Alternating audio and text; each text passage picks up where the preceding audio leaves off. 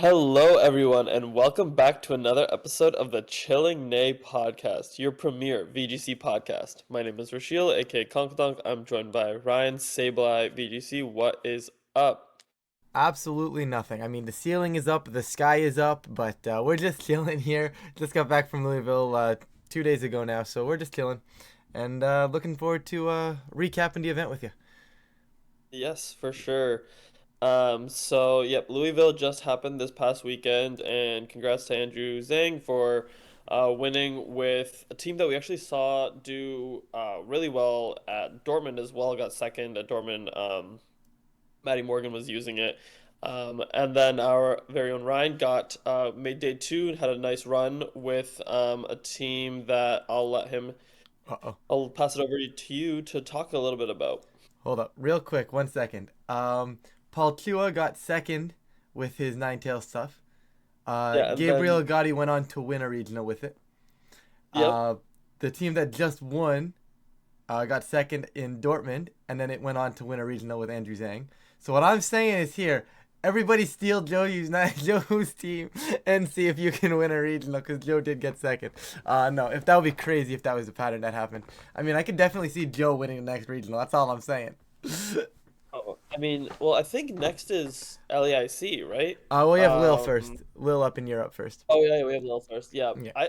I want to talk about. I want to dive into this more, especially after we talk about your team a bit. But there's been a weird amount of creativity and also lack of creativity in the same time. Like people are using like Yanmega and Executor and top eight, and also people are just using the same teams and doing well with them, like the same exact teams basically. So it's like a very interesting meta. It is a very interesting patterns.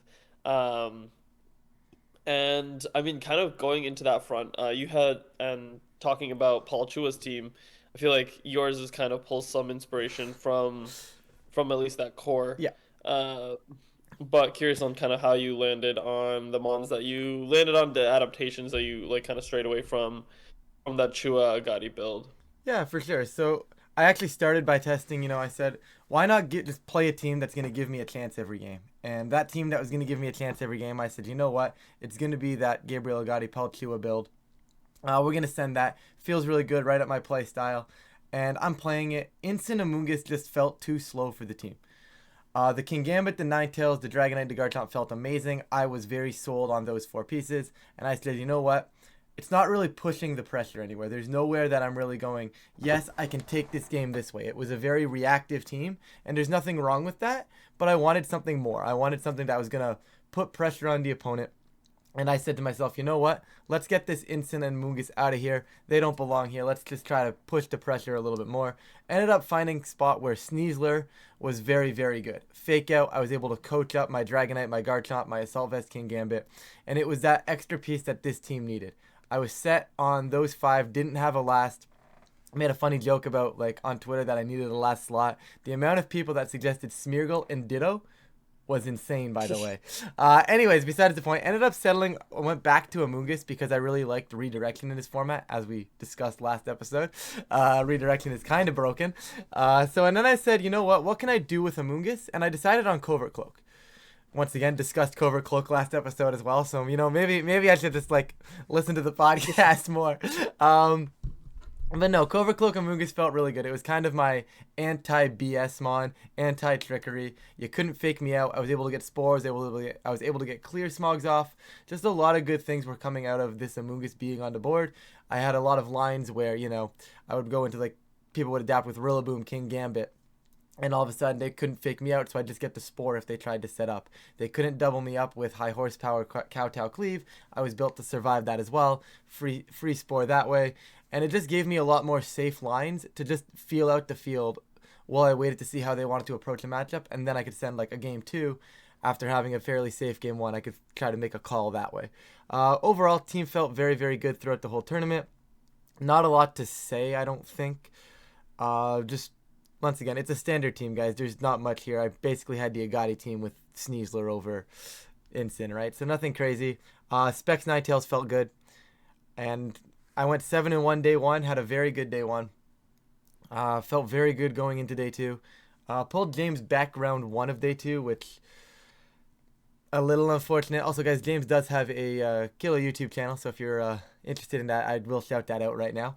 But I imagine if you guys are here, you already know about James's channel. But anyway, anyways, game one, you can't do this, guys. I had an end game where it was like a low HP Hydreigon, a low HP Garchomp on their end, and I had about a 70 HP Garchomp and my low HP King Gambit. All I have to do is Sucker Punch Garchomp, Dragon Claw, Hydreigon, I win. I didn't see that line. I didn't see the way that Sucker Punching Hydreigon could cost me the game. And that way that costs me the game is if Garchomp wins a speed tie and Earthquake crits me. So still a minuscule chance for James to get out of the game. I got it wrong. James got rewarded with the Earthquake crit. I can't do anything about that.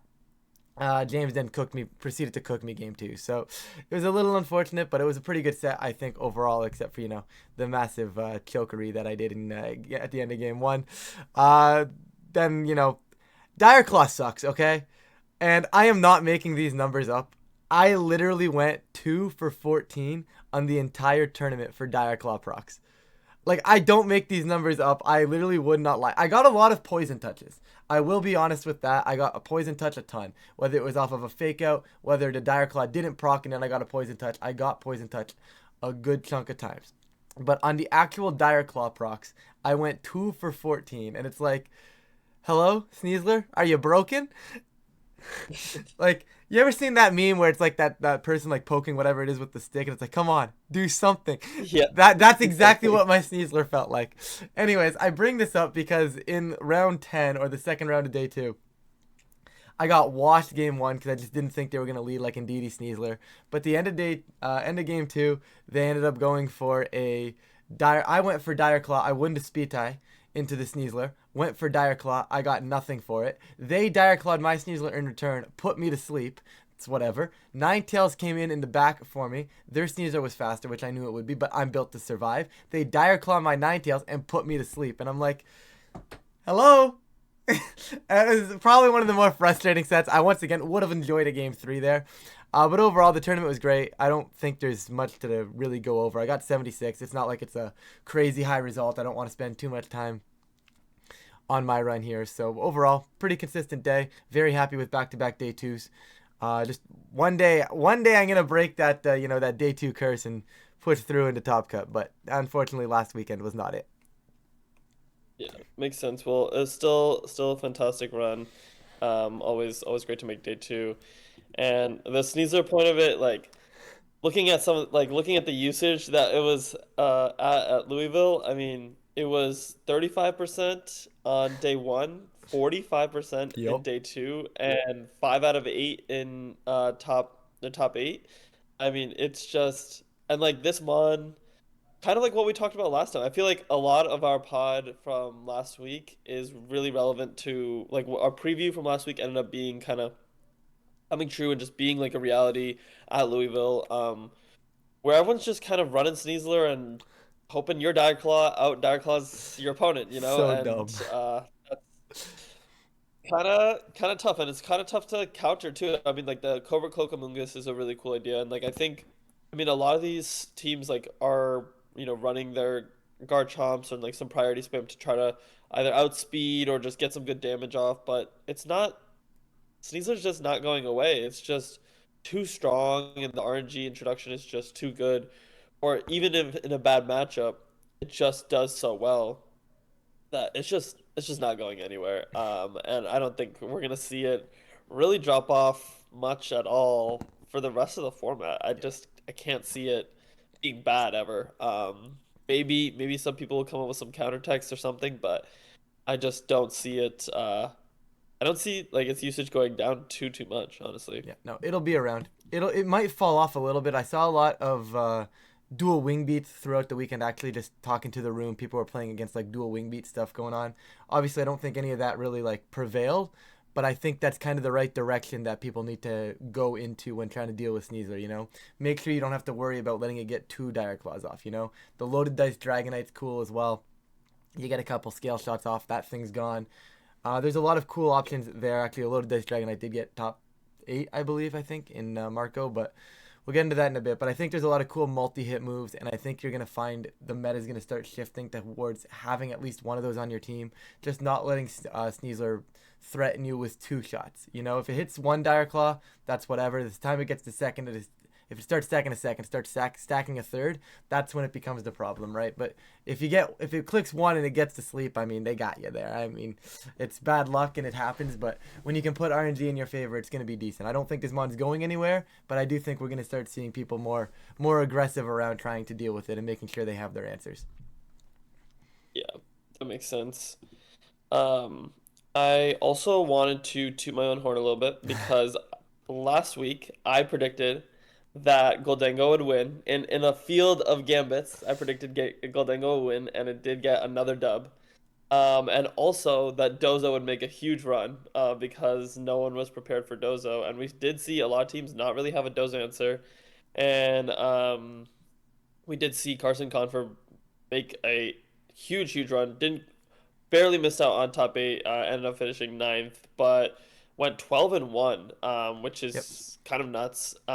With a very hyper offensive Dozo team, that it'll be something to watch. I like it didn't make top eight. It didn't end up having a lot of other usage in terms of Dozo gear in general. So I'm curious how and Lil like Europe is not known for Dozo side spam stuff too much. There are some players that definitely do use it, but I don't expect it to be too popular. But I am interested to see how much people will tech for Dozo, how much people will use it, because when people aren't ready for it, it can have a huge run like this, like it did. But all right, should we talk a little bit about the top eight teams? Yeah, I think Some of the so. cool teams here, some of the weird teams here. Yep. Yeah, what stands out to you first? My first one, obviously, I mean, Joe UX9 with that Sun, but he's been trying to run Sun since Baltimore, and obviously it's working for them. Pretty much that same team they've been using with the Jump Luff and the Torkoal stuff. That to me is what immediately pops out. Obviously, there's something else in fourth place, but I'll let you pull that one Yeah, up. But no, I think sun is like that weather that I don't think everybody's ready for right now. It's not something people are expecting. It's not on people's radars. I did not prep for sun going into the Louisville regionals. I will be honest with you. I prepped for rain. I prepped for the Ninetail stuff. I even prepped for a little bit of T-Tar. But I did not prep. I did not have Torkoal Jumpluff as like a hard dedicated Sun team on my radar. I didn't have that there. So I think just a really good pick for going into the meta there from Joe. And obviously matched up pretty well and played well all day. So second there, pretty cool team. And that's the first thing that pops out in my eyes.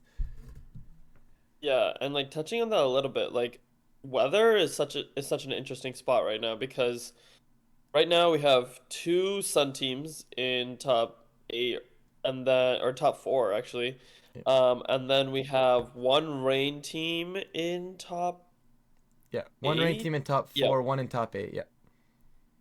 yep, and then we have a bunch of snow throughout the day. Not in top eight, but then we have it in 10th, 11th, 13th, 15th. It keeps going down. 18th, Yeah. 23rd. Like it just keeps going down, and it's not like none of these snow teams are like okay, like let's get a slush rush snow team or ice, Yeah. but it is like just taking like use of that, especially all the dragon types we saw on the top 12 usage. There's four dragon types, both in day one and day two. It was Polt, Dragonite, Garchomp, Archaludon, and strong Blizzard, strong Moonblast. Gonna do, and especially Ninetales is really fast, faster than Garchomp, faster than Dragonite, faster than all these guys. Not faster than Polt, but immune to darts. Polt can't really do too much to Ninetales. So that fairy coverage that we're talking about, that ice coverage that's just wasn't existing. Now people are just kind of slapping in Ninetales and saying, "All right, just Blizzard spam," Yep. um, which is pretty cool to see. But yeah, that fourth place team I feel like was a really fun one to see, and Parker Simmons was on stream like dapper as hell, looked amazing, and had such a cool team with Executor. We've seen the Zorg side spam stuff, but Executor definitely stands out, and I was talking with a couple friends about it, and like it's has the same special attack stat as Armrouge, is immune to Spore, and you can kind of use that sleep powder to get back in games when you're falling a little bit behind, which is just like a cool adaptation to Psy Spam. I think that um, it's like a format where side spam can do really well, and the hard trick room stuff can do really well, and it's been showing. And we've seen different versions of it, but it's very cool to see these niche mons. I think this is what I love about this format so much is, Mm-hmm. I mean, these niche mons are able to thrive. Like in top eight alone, we have Jumpluff, we have Executor, Hisuian Zorwerk, Delayed. I mean, like even Sarah though Ledge. these aren't like crazy niche on like hard trick room, they're still like niche mons. And then Ledge, Yep. Gastrodon, um, Yen Mega. and then yeah, Yen Mega. So it's just like there's so much room for like these cool mons and these like lower power formats. I'm a huge fan. Um, One of the reasons I love this and that's format. yeah, it's amazing. I mean, and then we were talking about this last time. I wanted to give you credit where we talked about how Corviknight could be, in a strong place. And Yep. although it didn't make top eight, it did get 10th here with Alberto Lara Yep. running a pretty cool bulk up set actually, bulk up body press set. So curious what you thought about that team and Corviknight in general after seeing it do well. Yeah, no, it's one of those Pokemon that I just think was well positioned into the metagame. There's not a lot that really breaks through it all that fast right now. So you're normally able to get that setup off, and then you pair it with Garchomp, which is really just amazing. Sneasler, of course, as well. Just the coaching you get from Sneasler if you want to go that route. Even just the fake out support, just the damage potential. You even get the chance to poison things with like Dire Claw, buying you more turns with Corviknight, allowing you to stall out those games a little bit quicker, even if you do manage to get that. There's just a lot of good positives from Corviknight. There's a lot of the top teams that just struggle to break it, like the common, like the Chua Agati team.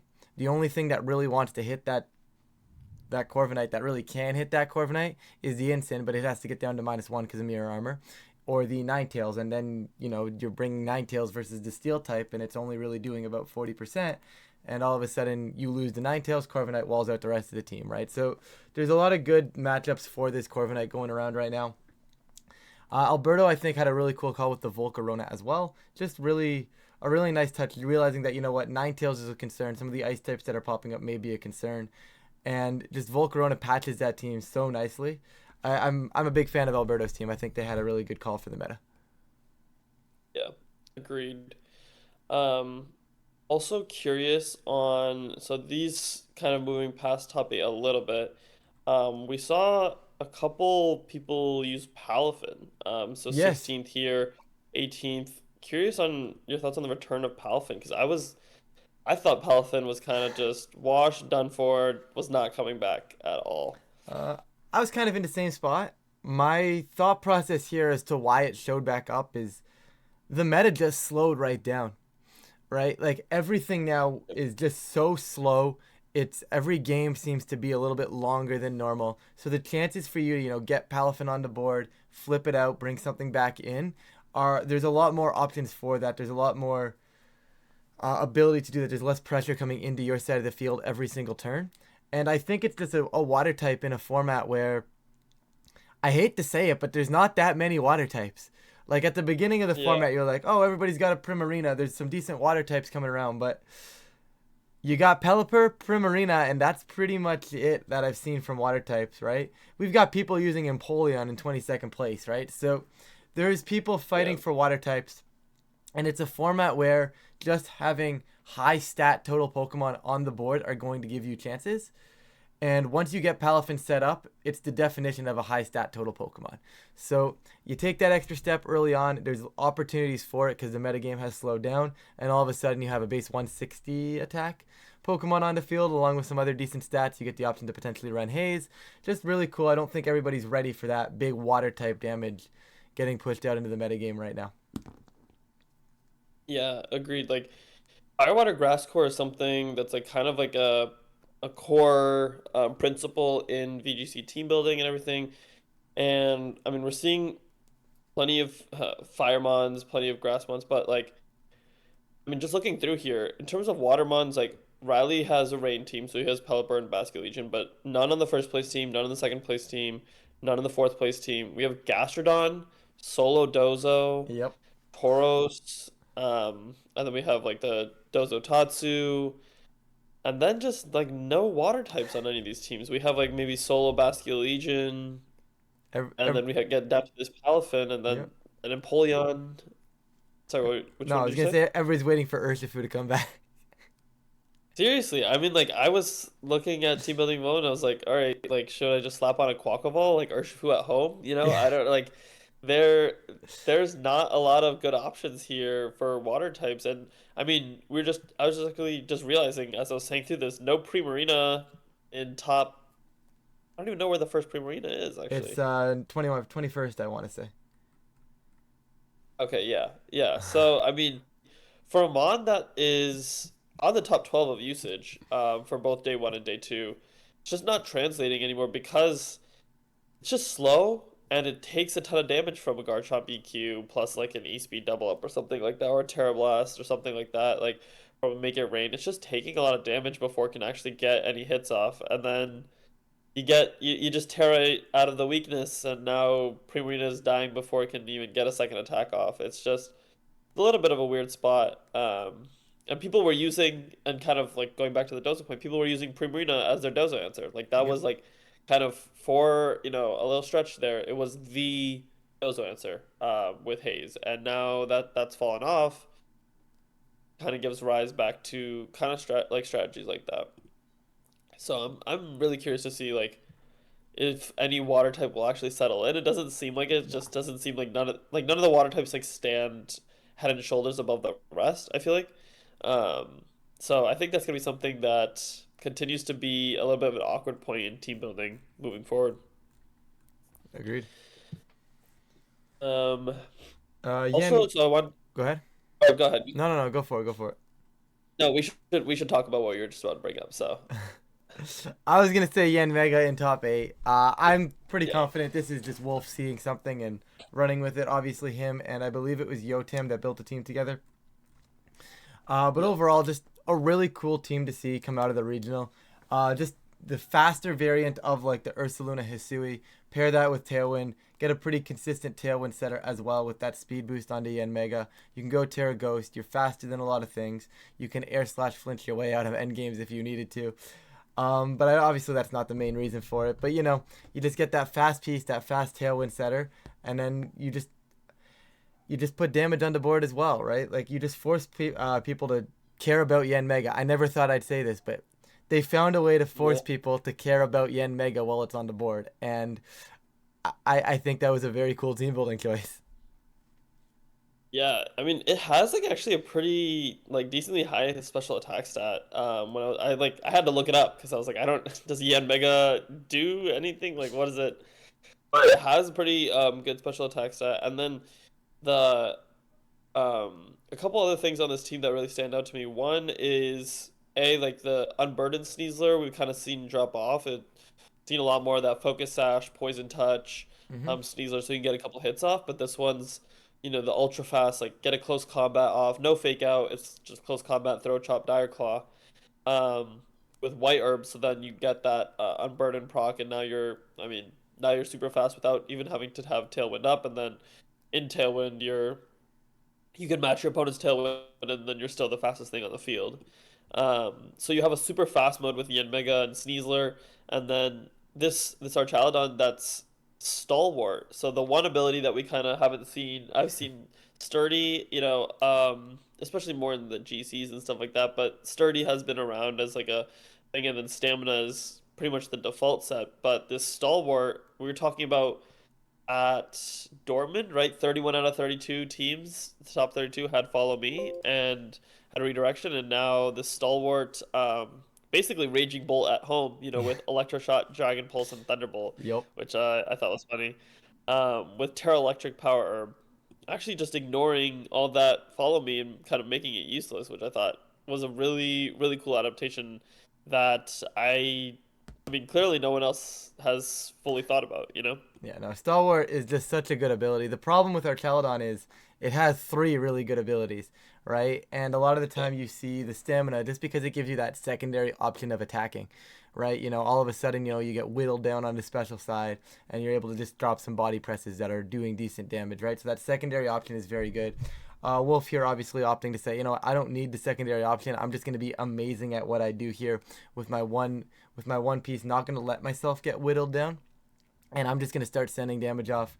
I'd rather just hit the target I want to hit, which is very important, especially in a very heavy redirection format, right? So being able to hit the target you want to hit a lot more often than not is definitely going to mess with a lot of game plans where it's like, oh, I don't worry about Archelodon because I can just redirect and keep this one piece alive. You can't do that anymore. So it's a cool little mix-up, and I'm surprised it took this long to even see a Stalwart Archelodon do that well. I definitely think it's a really good ability that definitely has a lot of solid options into the metagame right now. Yeah, agreed. Um, and kind of talking about on the flip side that redirection, it's not.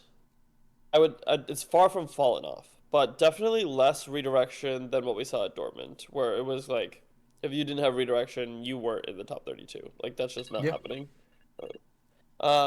And now we have like some teams here, like Joe's team. We have Marco's team, which is, I think, also a team from Dortmund that had the same comp. But we have a bunch of teams here where it's like, okay, we don't necessarily need redirect. I mean, Wolf's team doesn't have redirection, Yep. so it's not as necessary as it was. It seems like it was maybe a few weeks ago. Yeah, that once Definitely again something that's might here. just be the Europe metagame, right? As well, right? Just a Yeah, lot more balanced, a lot more focused upon those balancy teams. So the redirection tends to be a little bit more natural in those kinds of compositions. So it's very possible that was yeah, just like a regional variant as well. I'd be yeah. curious to see what happens in Lille if, because that's upcoming this weekend. So I'd be curious to see if that ends up doing anything with the redirectors and Yeah. stuff like that, seeing if we see that surge back up again or if it just kind of continues. It's like still very much so prevalent in the format, but not quite as necessary. Yep. Yep. Agreed. Agreed. So I kind of brought this up a little bit at the beginning, but what do you like? How do you feel about this trend of like kind of going through here? A bunch of these teams, not a bunch, but like there are a fair bit of these teams that like we saw kind of either throughout the format or at least at Dortmund that were kind of pulled and used again at Louisville, and then we also have like some far off the edge Yep. teams. They're just like teams that we hadn't seen. So like for example, Andrew Zangs was the same six as Matty Morgan. From Dortmund, we have Marco had the same six as Eric Rios. Colin using like an adaptation of kind of Yep. the standard team there, and same with Carey. So curious on like how you think, and then obviously there was a lot of like the Chua Agati kind of build as well. So curious like on your thoughts on like I don't know which when you're taking a team building approach, kind of looking at the teams that have already done well and then just trying to maybe adapt those, or kind of going off the Yeah. deep end like some of or going off and creating something completely new. For sure. So what you're seeing here is just the lower power format being a lower power format. When you don't have inherently broken Pokemon, like the Urshifus, like the Raging Bolts, and those like crazy statted Pokemon that are really gonna destroy metagames and destroy pretty much a lot of the creativity that you find. You get a lot of other Pokemon that creep into the metagame that can serve this niche without getting dominated by something that's normally there, right? Like Sneasler probably doesn't see too much usage in a metagame with Urshifu, right? It's just the way it happens, right? Scarf Urshifu probably decimates this Sneasler before it's able to do anything, and Urshifu just limits the pool of what's viable, right? Other Pokemon included in that list, but we don't need to get into that. Basically, what I'm getting at is there's a lot of good Pokemon. Don't get me wrong in this format.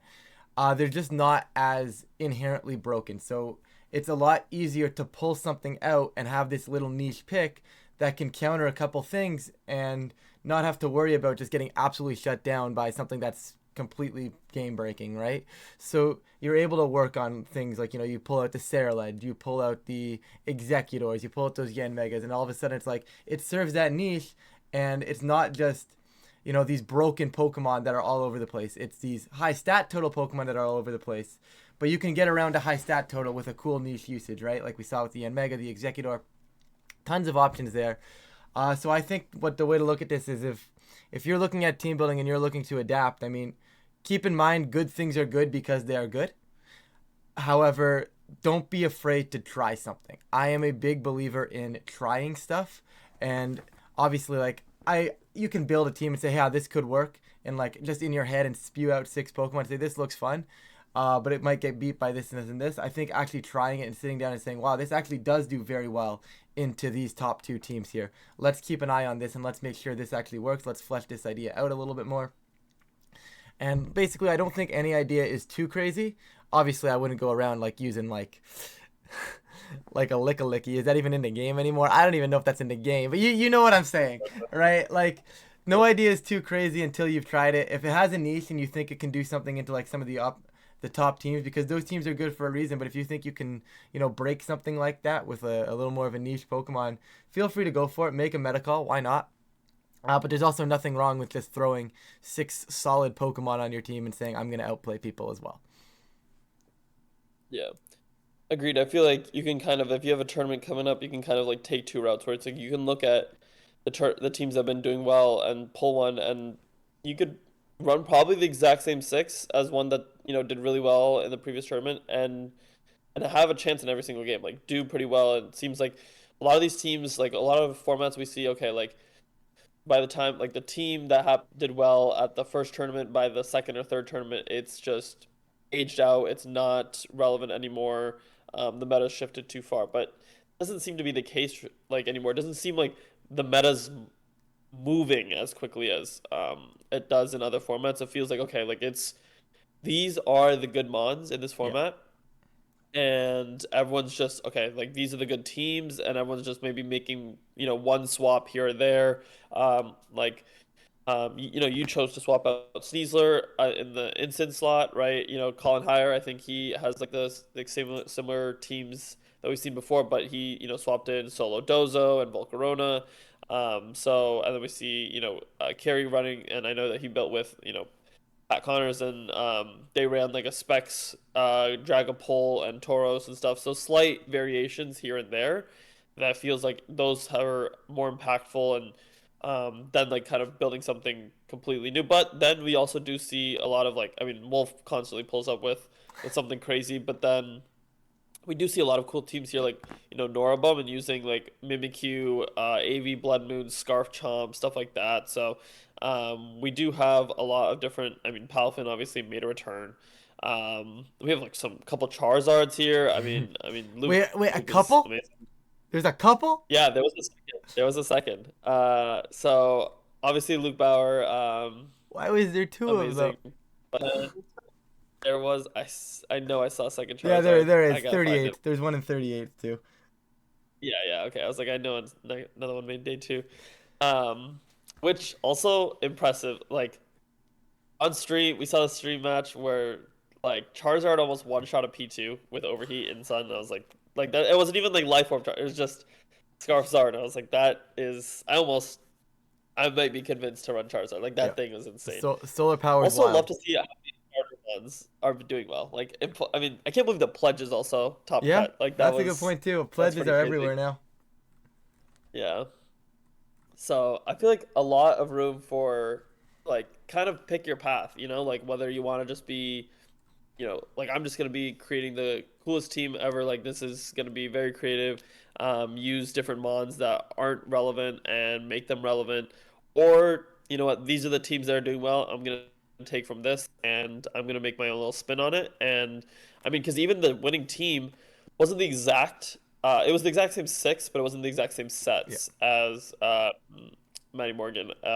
Like the Goldango, for example, was Terra Water instead of Terra Steel. I think there was maybe one or two more adaptations. So, um, yeah, like kind of making it your own, making your own little flavor, and then kind of taking off from there. So a lot of cool options, but it feels like it's not an easy format, like there's a lot. I mean, with Dire Claw everywhere and stuff like that, like and Yeah. just like I've been building and prepping with friends, like it is not an easy format to play, especially when there's a lot of those like really good teams. It's not an easy format to build something completely new in. Yeah. I'll definitely say that. And so for those who have done it and been successful with it, props to you. And I'm trying to work on it. Not that there's a small chance I make it to an event. We'll see. But if I end up doing it, then maybe you'll see some sauce. I don't know. The We'll see. sauce, it's gonna be Dundozo, guys. Don't get surprised when it just ends up being Dundozo. Uh, real talk though, I have a interesting Pokemon here that one of the dragons that I think deserves probably a little bit better results than we've seen, but we've seen it get some good results. You know, it's had its I think it got top 8 somewhere in Dortmund, and it does decently well. It's scattered around here throughout like top 16, top 32. That's gonna be Komodo. What do you think of Komodo in this format? Oh, it's interesting because I think there is there's been two like the two ways you can run Kamo are the Iron Defense body press and then there's the clanging scales, clanging soul, and both I think have seen success. I mean some success. Yeah. Like we were saying, it hasn't like done overwhelmingly well, but it has popped up in day twos and stuff, and it did top eight Dortmund. I agree. I think it should be um doing better. I think what's tricky for it is like so the clinging scales set is like has some difficulty touching Goldango and like its speed being lower than like some of the other dragons Mm-hmm. like a Garchomp, like a Dragapult just makes it a little tricky where it doesn't have that like so the four main dragons, right, that we're seeing right now, Dragapult, super fast, super strong, right? It outspeeds all the rest. And so it can hit them before it can get hit back. Clearly very strong. Garchomp, also like fairly fast, hits a lot of mons in this format for really good damage, if not super effective damage. And, with rough skin, like you can tear out of it and it's fine and it's you don't mind giving the Terra to um Garchomp in those situations because it's just so fast and it's hitting so strong that it can be worth it. And then there's Dragonite that's running like multi-scale a lot of the time, has that priority, E-speed, has a lot of use cases outside of just, okay, sitting back and being, okay, like I'm going to click Dragon Claw, right? Like if that was its only kind of value, then I think it wouldn't do as well, but it can also sit next to Garchomp and it can click EQ. Como falls into a little bit of that, okay, it's slower than all these guys, doesn't have a priority move, wants to set up a lot of the time, where it's either that Iron Defense body press or clicking. I always forget which one's the attack and Clanger's which one's the Soul. setup move. Okay, Clanger Soul, yep. Um, so you want to have that little bit of that setup that takes an extra turn, which I think makes it a little bit harder for it to use. But I think the Iron Defense body press sets Mm-hmm. is probably a bit better. And I do think I could see that doing well, especially again, no fairies that's gonna touch it. Yep. As long as you have like good answers for and like the one that did well in Dortmund was Flamethrower, so that you can hit Goldango. So there's stuff like that where I think you're right. Like it is underexplored. I think we will see. I'm not sure if people will explore it, but I think if people choose to, like, it could do really well. We can see it have another really good result again. It's just got to be, I think, a little bit with a more of the right, like, protect the king kind of teams, or like, okay, a really aggressive team that now you're trying to deal with all this aggression, and now Como's setting up, and you can't deal with Como late game, Yep. something like that, which is what the Dortmund team was kind of more like. But the Dortmund team, especially, I think like was just like Jack Clark's team was built in such a cool way where, I don't know, it's like the toxicity stuff with Boom Burst and then Soundproof Como, such a cool cook, and then Drifblim. I mean, I hope we see something like that again at Lille, but um, yeah, it seems like that's someone will have to find some cool synergy or something to make Como work a little Yeah. bit more. I do think it's the best Iron Defense body press user in the game right now, or at least in the format currently. So I'm sure Yeah. I'm sure we're gonna see it. My actual bold prediction for Lil was gonna be Komodo gets top 4 or better. I honestly could see like now that I'm thinking about it more, there's not a lot like this format's very physical. It's Yep. very physically Yep. heavy. There's teams that like have, maybe one special attacker if that.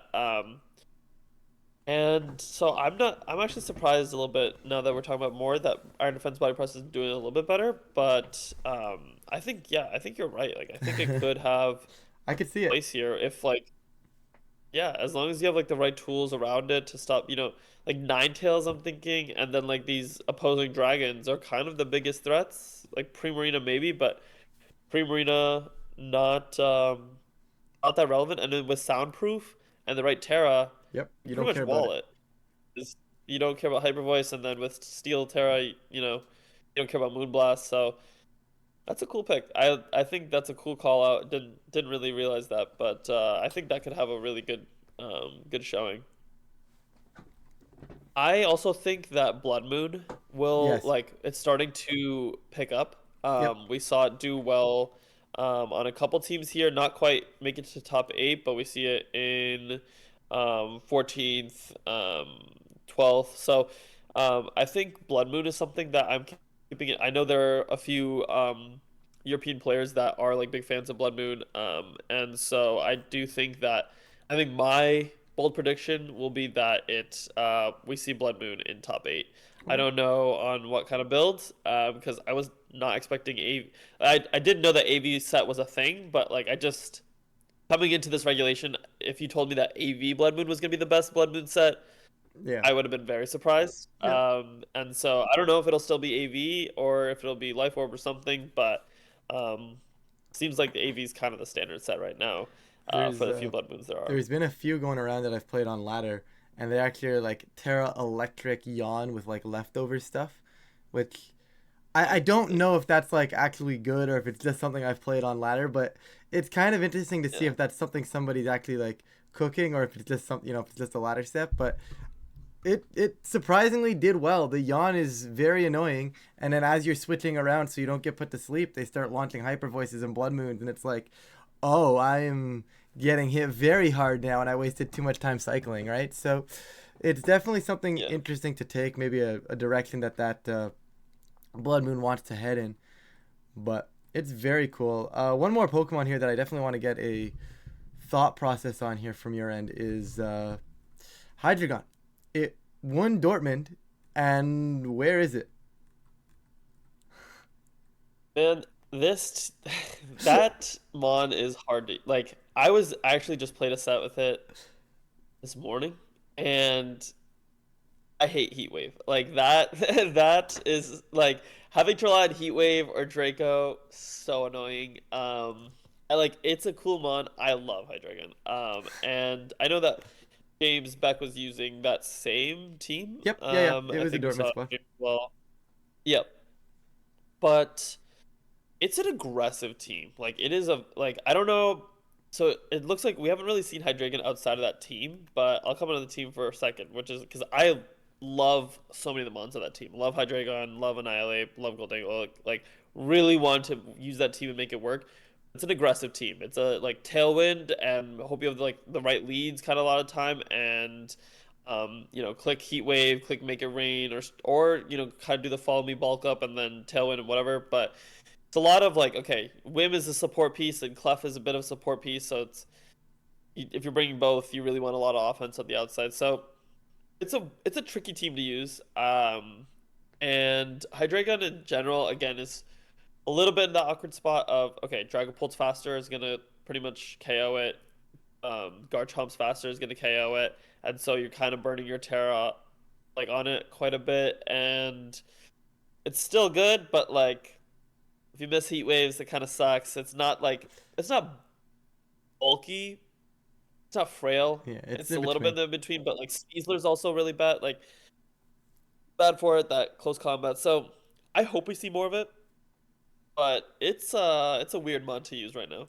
Yeah, that's fair. It's kind of got that weird I'll speed just say that. stat, and it's not like you said, it's not like completely bulky, but it's not like completely offensive. It's kind of like that in between. It's like a bunch of in betweens, you know.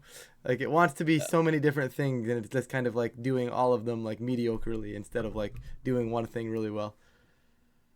yeah, and like the other thing is like this doesn't really matter as much anymore because Primarina's fallen off. It doesn't touch Primarina like at all. Yep. But Primarina has fallen off, but I don't know. I hope we see more of it. I think like we could see, you know, I mean, there's just a whole lot of dragons. There are a whole lot of dragons that can do well. And like one or two fairy like Ninetales and Premier, pretty much the only fairy types in the whole format. Like one BBQ, I think in all day two or something like that. Or but that's pretty much it. So we'll see. It'll be really interesting to see what happens at Lille this weekend. I'm very excited to see what comes out of it and see if there's more innovations or if it's kind of pull a team that we saw do well at Louisville and run with it, which I think is more likely than not. I think we're gonna see. I think another prediction is we're gonna see one of these teams in top 16, if not the exact six, a slight adaptation win the event.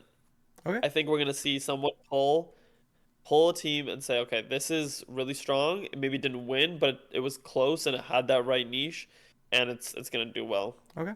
If we're following the pattern, it's gonna be Joe's team, but we'll see. We'll see. Yeah, we'll see for sure. I Um, don't know. I think it's interesting. Lil is gonna be a wild one, right? Because like I don't know. I don't. It's tough to see where this meta wants to go right now. Obviously, like we talked about a lot of things going up, a lot of things going down, but in terms yeah, of like direction, like I struggled building for Louisville because it's not that I didn't know what to prep against. It's not that I really didn't know what to build. It was I don't know. It's really tough to pinpoint where you think everybody else is kind of heading and their team building is yeah, going. It's like it's really wild right now. It's like an open book. Anything could happen at any point, and all of a sudden, you bring this really standard team, but you hit the event where everybody decided it was time to time to adapt and time to push the meta forward.